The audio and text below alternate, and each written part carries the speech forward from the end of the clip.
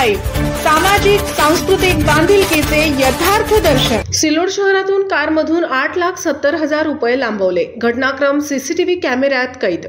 सिल्लोड शहरात व्यापाऱ्याचे एका कारमधून पिशवीत ठेवलेले 8,70,000 रुपये लांबवल्याची घटना गुरुवार दिनांक 10 रोजी सिल्लोड शहरातील भराडी नाका येथील एका पंक्चर काढणाऱ्या दुकानाजवळ दुपारी 5च्या सुमारास घडली।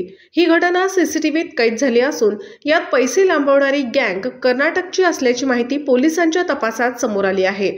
सिल्लोड तालुक्यातील पानवडोद येथील तुळसाई ट्रेडर्सचे मॅनेजर सुनील दौड हे आंबेडकर चौकातील स्टेट बँक ऑफ इंडिया या शाखेत पैसे काढण्यासाठी आले होते।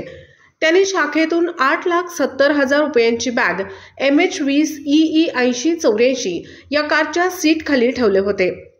तिथून ते भराडी नाक्यावर गाडीचे पंक्चर काढण्यासाठी थांबले असता दुचाकीवरून आलेल्या दोघांनी गाडीचा दरवाजा उडून पैशाची बॅग घेऊन पसार झाले।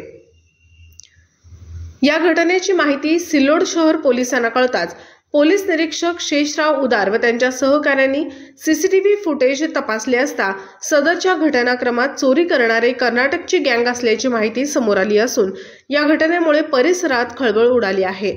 सुनील बाबूराव दौड राहणार पानवडोद तालुका सिल्लोड यांच्या फिर्यादीवरून सिल्लोड शहर पोलीस स्टेशनला गुन्हा दाखल करण्यात आला आहे। या घटनेमुळे पोलिसांसमोर मोठे आव्हान निर्माण झाले असून पोलीस निरीक्षक शेषराव उदार पुढील तपास करत आहेत। गाव दर्शन लाईव्ह प्रतिनिधी गणेश शेळके, छत्रपती संभाजीनगर।